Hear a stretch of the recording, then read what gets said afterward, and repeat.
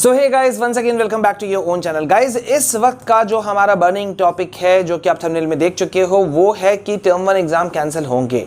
अब कैंसिल होंगे, ये बात कहां से निकल कर के आ रहा है और इसके पीछे रीजन क्या है, सरकार के नए आदेश क्या हैं, क्या कुछ चीजें निकल कर के आ रही हैं और इस वक्त का सिनेरियो क्या है, टर्म 1 एग्जाम का क्या होगा, आपके मार्क्स का क्या होगा, आप फेल होगे, आपके मार्क्स को प्रमोट और बढ़ाया जाएगा या ग्रेस मार्क्स दिया जाएगा, कुछ चीजों को हम अभी इसी वीडियो के अंदर में डिस्कशन करेंगे। सो गाइज, आगे बढ़ने से पहले एक बार लाइक बनता है तो प्लीज लाइक कीजिएगा जरूर, बिकॉज हम आपके रीजनेबल पॉइंट्स को, सही पॉइंट्स को ऑथेंटिक वे में हम आगे बढ़ाते हैं सब तरफ। तो गाइज, यहां पे अभी मामला क्या हो गया है, सबको पता है ओमिक्रॉन का जो स्टेटस है वो बहुत ज्यादा बढ़ते जा रहा है।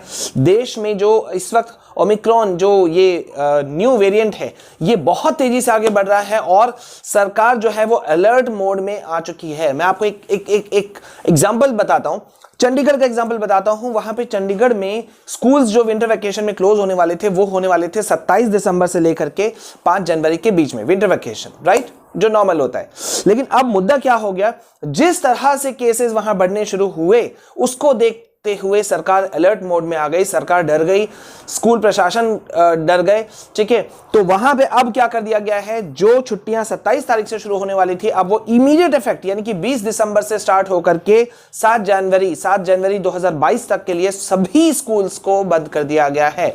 ये एक एग्जांपल है। और एक और बहुत बड़ा चीज अब निकल करके आ रहा है कि कई जगहों पर ऐसे चीजें निकल करके आ रही हैं कोविड को लेकर के स्कूलों में, कि थोड़ा सा ये चिंता में डालने वाला मामला नजर आ रहा है। और जब मामला यहां आ रहा है तो नेचुरल है, टर्म 2 के ऊपर में क्वेश्चन मार्क भी एक खड़ा हो गया है कि भाई टर्म 2 का कंडक्शन हो पाएगा या नहीं हो पाएगा, और अगर नहीं हो पाएगा तो सिनेरियो क्या रहेगा, ठीक है। वैसे मैं आपको गाइज अभी एक और, जैसे मैंने अभी आपको चंडीगढ़ का स्टेटस बताया, तो मैं भी आपको नागपुर का बता रहा हूं, जहां पर एक सीबीएसई स्कूल जहां पर है, जो कि है इन डब्बा, ठीक है, वहां पे हुआ कि क्लास 11 का एक स्टूडेंट जो है वो कोविड पॉजिटिव हो गया, ठीक है। सबसे इंटरेस्टिंग बात यहां पे ये है, इंटरेस्टिंग बोलिए या डेंजरस बात ये था कि वो स्कूल अपने प्रोटोकॉल्स को जो स्कूल्स के अंदर में निभाए जाने चाहिए थे वो निभा रहे थे, बॉडी टेम्परेचर वगैरह सब कुछ होता था, थर्मल स्कैनिंग सब कुछ होता था, लेकिन नॉर्मल बॉडी टेम्परेचर नापने का जो मशीन होता है उसमें वैसा कुछ भी नहीं निकल पा रहा था। लेकिन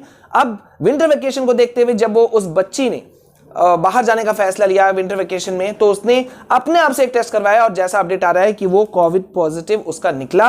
अब जिसको देखते हुए अगले 10 दिनों के लिए नागपुर में उस स्कूल को, सीबीएसई एफिलिएटेड स्कूल को बंद कर दिया गया है। नागपुर म्युनिसिपल कॉर्पोरेशन ये ऑर्डर दिया है, उन्होंने ये ऑर्डर दिया है कि भाई अभी के लिए बंद करो, ठीक है।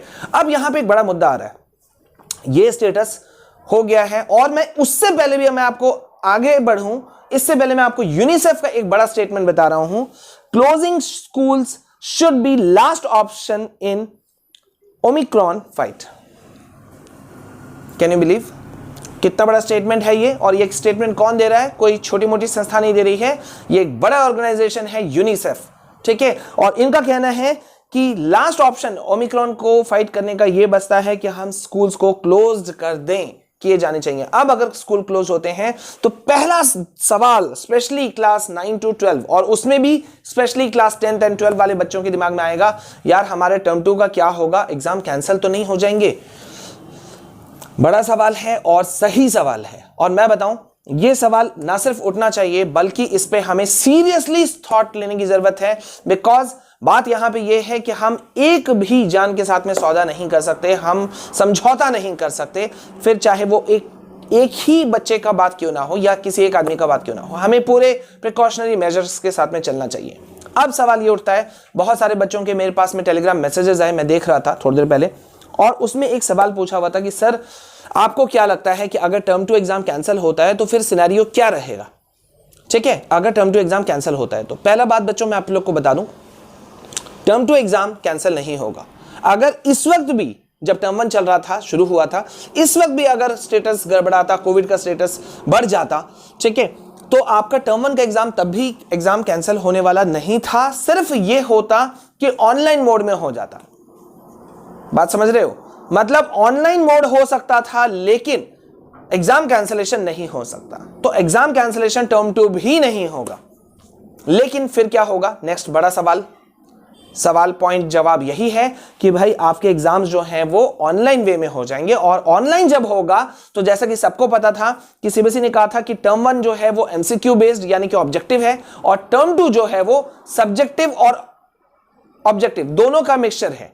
लेकिन अगर एग्जाम टर्म 2 कैंसिल होता है तो आपका टर्म 2 भी कन्वर्ट हो जाएगा एमसीक्यू बेस्ड क्वेश्चंस में यानी कि ऑब्जेक्टिव क्वेश्चंस में। ठीक है, अब उस सिनेरियो में बहुत सारे बच्चे ये भी बोल रहे हैं, देखो आजकल बच्चे बेवकूफ नहीं है ना, सबके दिमाग में घूम रहा है। तो बच्चों का सवाल था कि सर अगर ऐसा होता है तो फिर हमको मतलब क्या होगा, मतलब वेटेज किसका बढ़ेगा, तब फिर स्टेटस क्या होगा। तो ऐसी स्थिति में जो वेटेज आपका आएगा वो आपका वेटेज बढ़ेगा किस पे, टर्म 1 के मार्क्स पे यानी कि इस मार्क्स पे। और इसी वजह से अब मेरी बात ध्यान से सुनना, क्योंकि यहां पर अब हमारे लिए बहुत सीरियस मैटर है। और देखो यार, कोई सहायता नहीं करने वाला है, कोई हेल्प नहीं करने वाला है आप लोगों की।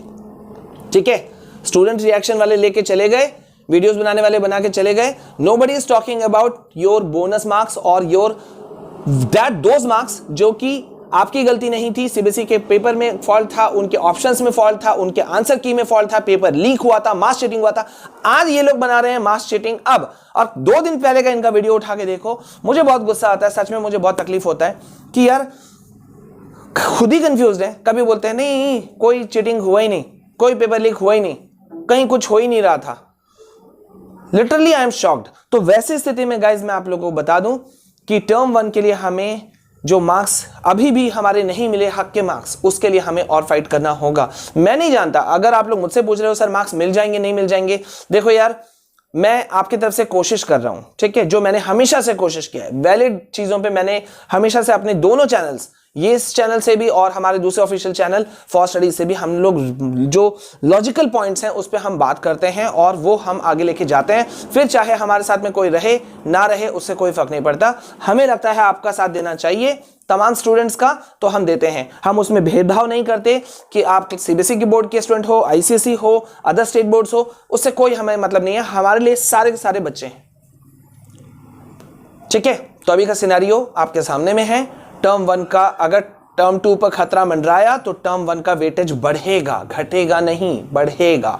अभी क्या था, 50-50% का मामला, दोनों में 50-50% वेटेज है। लेकिन अगर टर्म 2 पे थोड़ा भी खतरा बढ़ा तो ये टर्म 1 का मार्क्स परसेंटेज बढ़ेगा। और वैसे स्थिति में सोचो कि अगर आपका पेपर अच्छा नहीं गया है या आपके जो आंसर कीज, सीबीएसई के क्वेश्चंस, रॉन्ग आंसर्स, इतने सारे इश्यूज, तो उसमें हमें क्या करना होगा, at least we have to take stand. और समय बीत जाए इससे पहले अभी करना होगा। अगर एग्री करते हो तो कमेंट सेक्शन में भर देना लिख करके we agree with you sir. ठीक है, ये लिख देना और वीडियो को ज्यादा से ज्यादा शेयर करना। मैं आपके लिए लगातार फाइट कर रहा हूं और अभी कुछ इंपॉर्टेंट चीजें कल से टर्म 2 की आनी शुरू हो जाएंगी और मुझे आप लोगों का सपोर्ट चाहिए। बिकॉज कोई ये ना कह पाए कि यार विशाल सर ने टर्म 2 में किसी का साथ नहीं दिया या उनको नोट्स नहीं दिया। ठीक है, तो हम लगातार आपको नोट्स देंगे। कल से शुरू हो जा रहा है टर्म 2 की लड़ाई। ठीक है, so be ready for that and I am with you all. Like कीजिएगा, शेयर कीजिएगा, कमेंट जरूर कीजिएगा एंड अच्छे से रहो, खुश रहो, टेंशन फ्री रहो और सब लोग साथ रहो। जय हिंद, जय भारत।